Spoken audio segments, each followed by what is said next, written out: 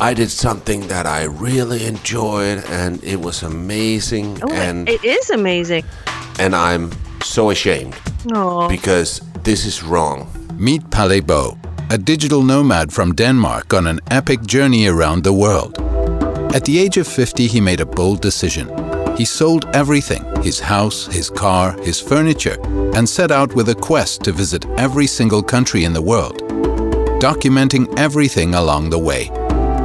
This is the Radio Vagabond podcast.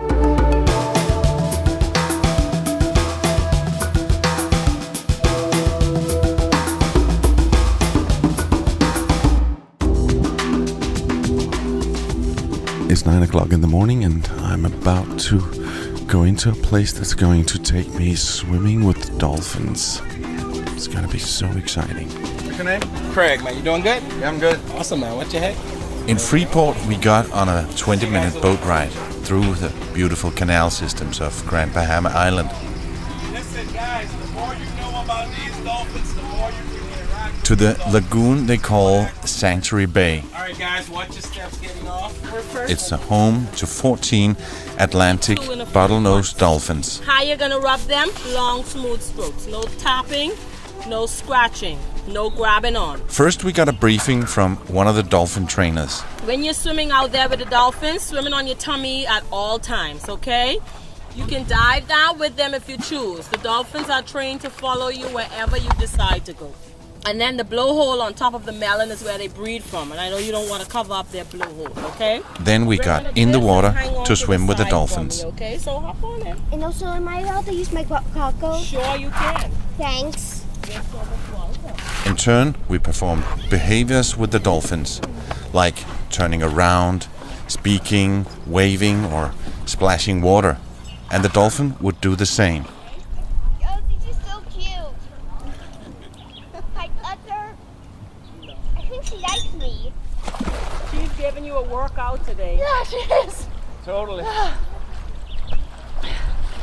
She's a handful. Go ahead, Pella. Tap, Pella. Just one hand. Start swimming in, touching both of them. Good girl. That's a good girl. Thank you so much. Then, one by one, we swam in between two dolphins. You're going to swim towards me. Remember, just rest your hand on both of the dolphins, okay? And they pulled us very fast around 25 feet, and then we hugged and kissed them. Kiss on your lips. No tongue, okay? Don't give my dolphin no tongue now. What about their kiss? Back on the boardwalk, the two dolphins that were performing for us would jump for us. It's truly amazing how high they can jump and the tricks they can do.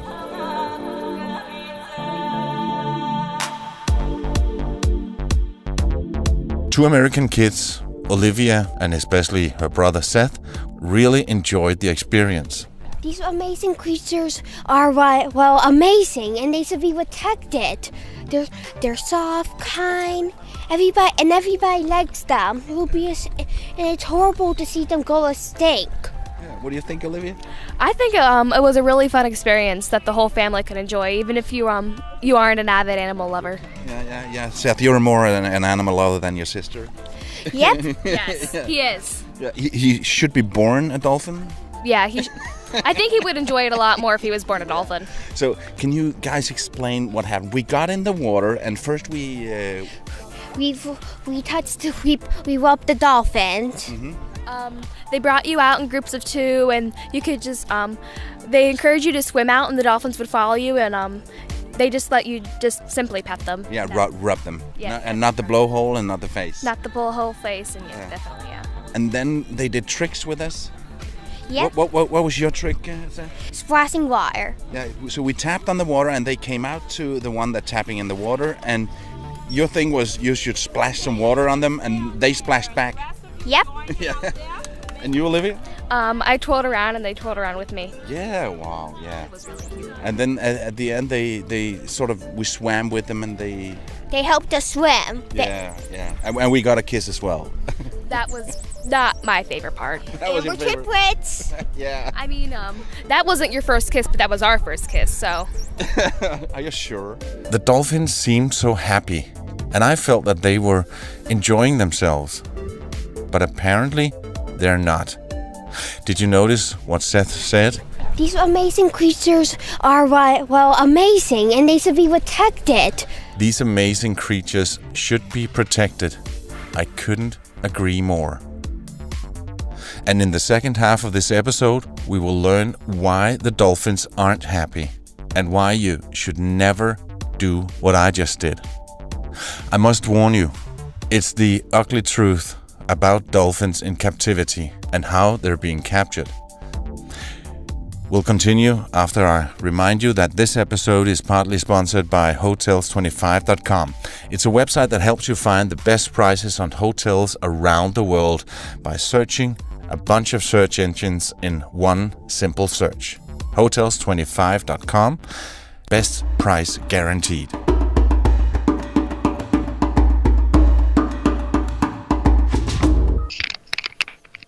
Hello? Hello? Hi. Hi.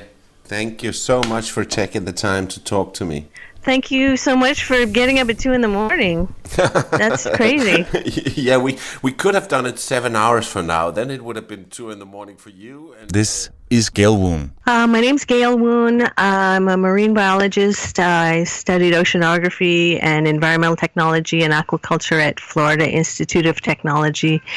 And right now, I do work with children with an organization I founded called Earth Care, and we do environmental education in the schools, and then we have a Saturday program where we work with kids who are really keen on learning about environmental issues and going on fun field trips. and you're on Grand Bahama. Yes. I grew up here. My dad actually laid out all the roads before Freeport was a town, and then my grandfather landscaped it for Wallace Groves, the founder of Freeport. Gale was a dolphin trainer at Unexo, the company I went with. That was back in the late 80s. And she left them and founded Earth Care, an environmental education NGO that works on current environmental issues facing the nation of Bahamas. And she became an anti-captivity activist. I started my conversation with Gale by telling her that I really enjoyed swimming with the dolphins. Oh, it is amazing. And I'm so ashamed Oh. because this is wrong. See, because I didn't know any better when I started, and it wasn't till year into it before I realized,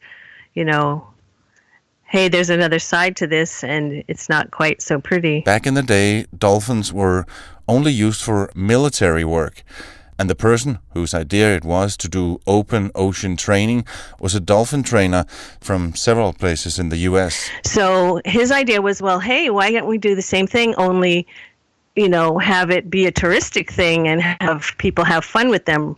So it was a really unique and cutting-edge idea, and some people didn't think he could do it, and I was lucky enough to be one of the first trainers to work with him. He decided to get the dolphins from a place in Mexico because there are a lot of dolphins there. Plus, there's zero visibility in the water. So his idea was that if he got dolphins from that area and brought them to the Bahamas, that they wouldn't be able to find their way home because they just would be so disoriented. All of a sudden they can see in this water and they couldn't see back home. And so that was his big premise for getting them from so far away. I came to find out later because a friend of mine was on that trip where they did the capturing. They captured over 60 animals to get the 6 they brought. Did you hear that?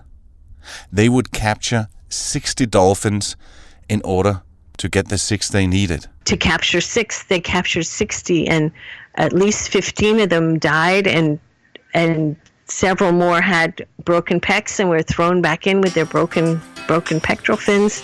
And so it's a dirty secret. It's a dark, dirty secret of it's not all smiles and giggles and grins. It's changing these animals' lives forever. It's just not right.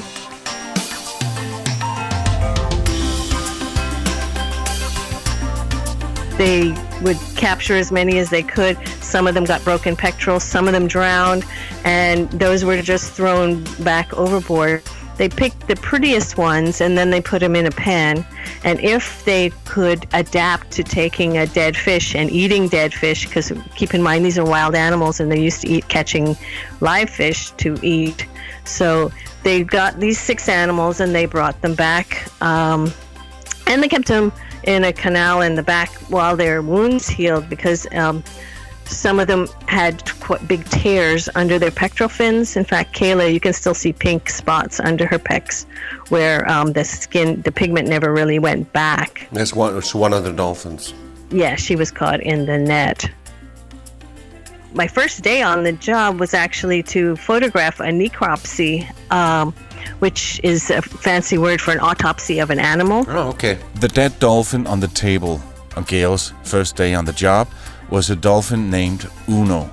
He was the dominant male of the group. He ended up having died from pneumonia and septicemia. Septicemia is like a blood poisoning. And pneumonia is a common ailment in captive dolphins and captive whales. It's thought that their immune system gets depressed due to them being taken into and kept in small spaces, whereas wild dolphins can swim up to 40 miles a day. So all of a sudden, these animals are in a 90-foot by 90-foot pen, and it's quite a shock to their system. And some of them don't adapt as well, and Uno didn't adapt well.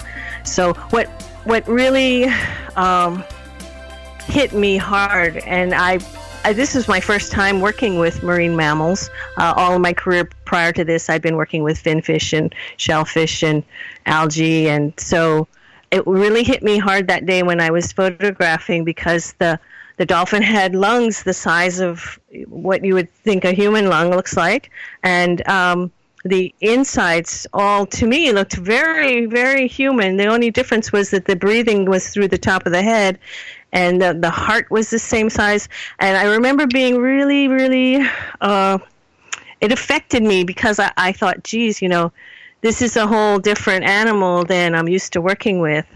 I was upset that this animal had died. Gale was told this first day on the job that this was a sad thing that shouldn't have happened. I went in with an open mind and had some really good times, I have to tell you, because we had a little boat that we would have inside the pen to train them to follow the boat. And it wasn't until we got them to think following the boat was a fun thing to do before we were able to have the confidence to drop the gate and let them go out into the marina. And then we would take them out into the marina for short runs and then bring them back. And each day we would get a little more confident and take them a little further. And we worked with different animals, so, one animal might be comfortable going a little ways, and then any other animal might be comfortable going a little further. So it was an adventure, and it was an exciting time. You're listening to the Radio Vagabond podcast. Before we continue, I'd like to remind you that I would be so thrilled if you shared it on Facebook or Twitter. And now, back to the show. I was paired with Lucaya.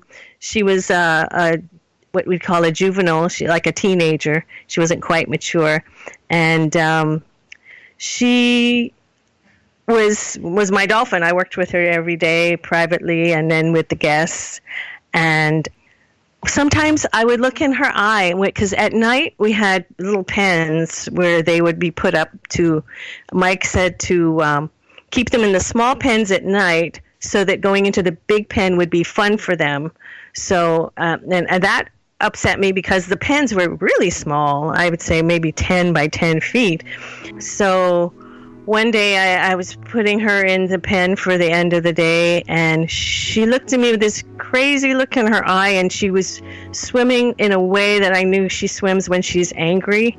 And I could swear she was telling me, please let me get out of here. I can't take it anymore.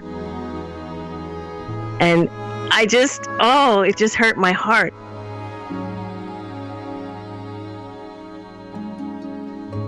And from that point on, I started looking at them differently.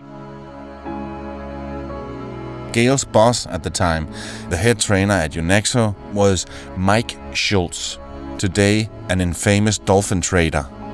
One day it came to a showdown between him and the new dominant male dolphin in the group. Something where Mike showed his true self. And this was the turning point for Gale.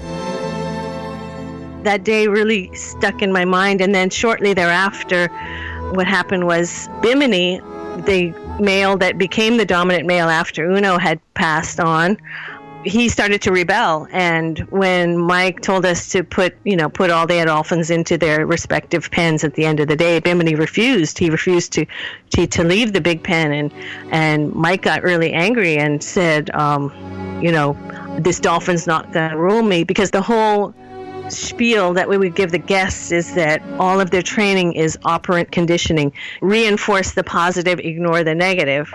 But yet, when Bimini decided not to gate meaning go into where we wanted to go, all of a sudden I was witnessing my boss doing negative reinforcement.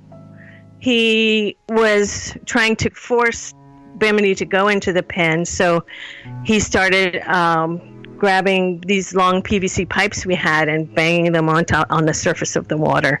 And I don't know, it didn't really work.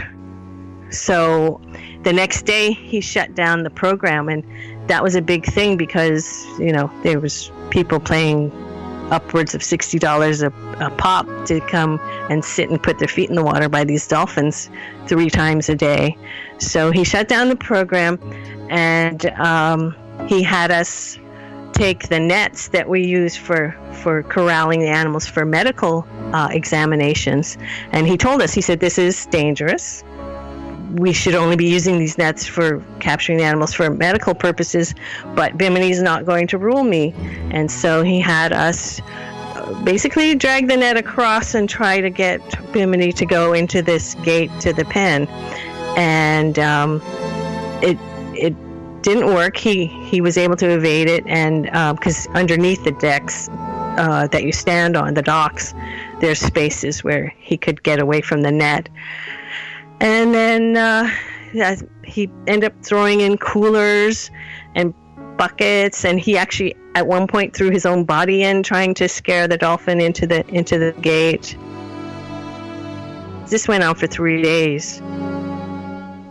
He told us we couldn't feed him because we weren't reinforcing his behavior, because he wanted him to go in the gate. So at the end of the day, I said, please, he hasn't eaten it all day. Can I please feed him? He's got 19 pounds of fish in the bucket. And he looked at me and he told me, throw the fish over the net outside of the pen where Bimini can't get it, so he can watch his dinner be in front of him, but he can't get to it. And I said, are you kidding? And he said, what are you waiting for? Why haven't you done that yet? And so for 3 days, I had to throw his diet over the other side of the cage. It didn't seem to make sense. It wasn't fun anymore when this started happening. And yeah. Anyway, sorry.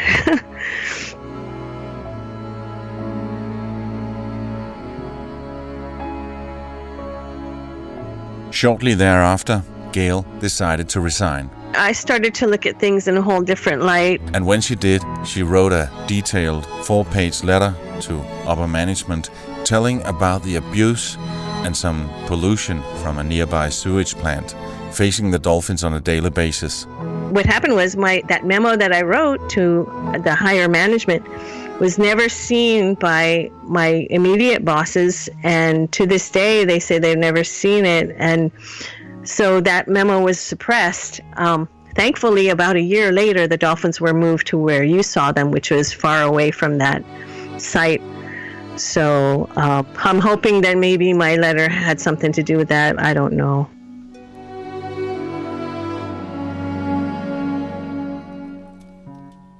So while the present-day facility has improved the water quality for the dolphins, Gale still feels that dolphins can't be kept happily in captivity.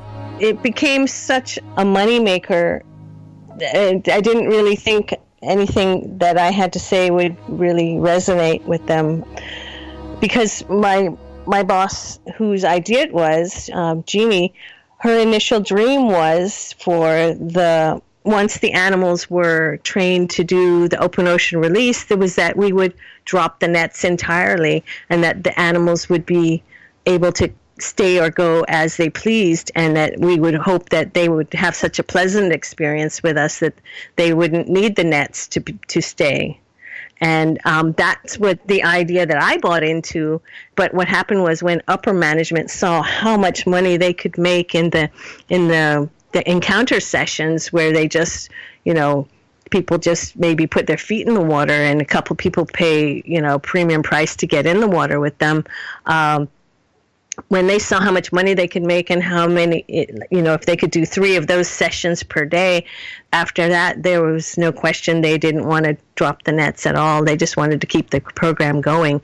And what I ended up learning later was that, because I started working with wild dolphins, and just the amount of familial ties that the animals have. They have groups where they just stay with the grandmother, and they have like 3 generations that stay together, or they have groups of teen males, rogue males, that run around raping and pillaging. And these groups, they travel, like I said, up to 40 miles a day. So they have these intense and vivid lives, and to put them in these small pens just so people can pay to pet them, it just seems wrong. It just seems really wrong. I'd like to point out that I'm not going especially after the company Unexo. More the whole concept of dolphins being used for entertainment because of the way they're captured and in most cases trained and kept in captivity. I don't know exactly how the conditions at Unexo is today, so I contacted them and gave them the opportunity to tell their side of the story. In the email, I told them about this episode that I'm doing, and I wrote, I would like to give you the opportunity, I would like to give you the chance to comment on this, and I will include it in my podcast. Can dolphins, in your opinion, be kept happily in captivity? How are your dolphins captured? What do you do to ensure that the dolphins are happy? And other comments on the subject that you might have. They never responded to this email. I don't know if you've ever heard of Ric OBarry. He was the original trainer of Flipper, the TV show from the 60s. Really? Oh, yeah. Are you familiar with that? Oh, yeah, very much. Yes. He had his turnaround, like I had my turnaround. He had his turnaround somewhere towards the end of the series when Catherine, his favorite dolphin, he will tell you, and he's been interviewed, he says that she got so depressed that she committed suicide in his arms, because dolphins are obligate breathers. They have to think to breathe, and so he feels like that she actually chose to stop breathing in his arms because of the captive situation. And from that point on, he became an anti-captivity activist. I met Ric OBarry about 2 years after I left working as a dolphin trainer, and he gave me his book, and it's called Behind the Dolphin Smile. I highly recommend it. I think the title of his book says everything. The way the dolphin's mouth is, it always looks like they're smiling, even though... Exactly. When I was looking at Lucaya's eyes, and I could see in her eyes, she was like, get me out of here. But yet her mouth looked like she was smiling. Yeah, that's also what I whenever I see a dolphin, they're always happy and they're splashing around, having a good time, and yes. So it's so difficult to comprehend that they're not having a good time and not happy.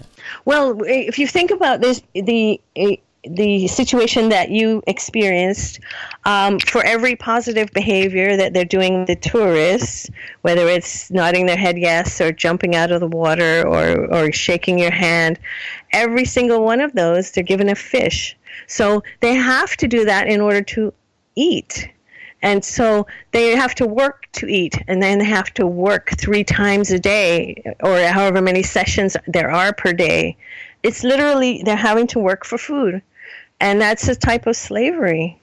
And if you think about these animals if you see footage of them out in the wild, they look like they're having so much fun, and then they're in these family bonded units. And once I realized all those things, I couldn't do it anymore. I had to try to divorce myself from the situation because it just hurt my heart too much. I couldn't continue to condone.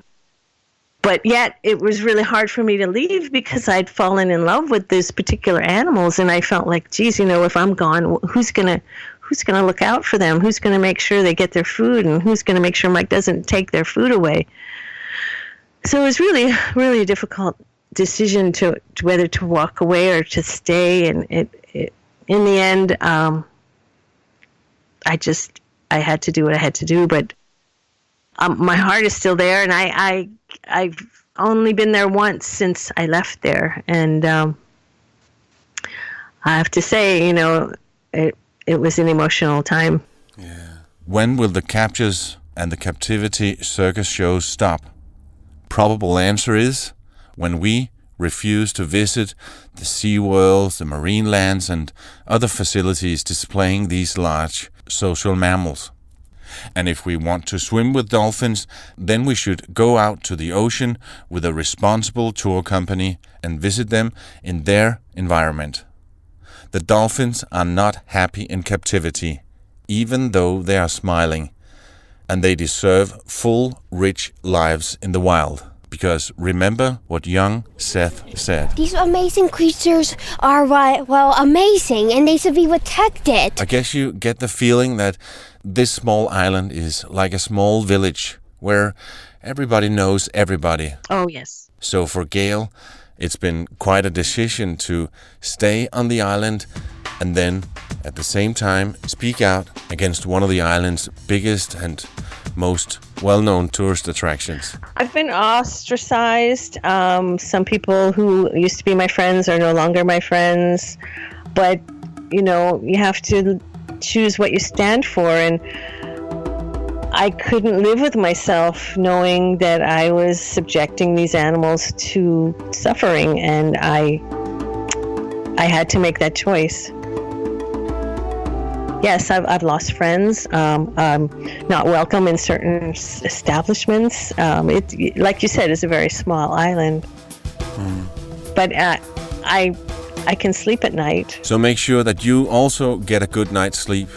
Let's not put our money in the pockets of tourist attractions that mistreat animals.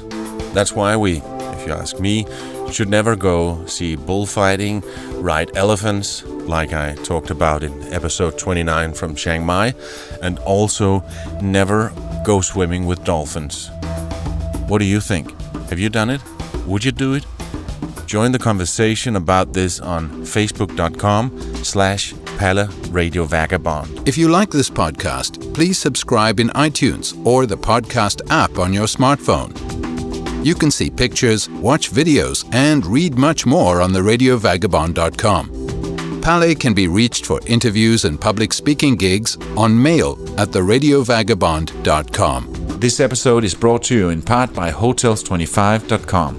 It's a website that helps you find the best prices on hotels around the world. Hotels25.com, it's best price guaranteed. I put a few links on theradiovagabond.com. There's an interesting article from Huffington Post about Gale, and then there's a YouTube clip. It's a segment from 60 Minutes about a place called Tanji in Japan, a place they call the Killing Cove. It just, I don't know. I can't justify it. My name is Palle Bo. Thank you so much for listening to this episode. See ya.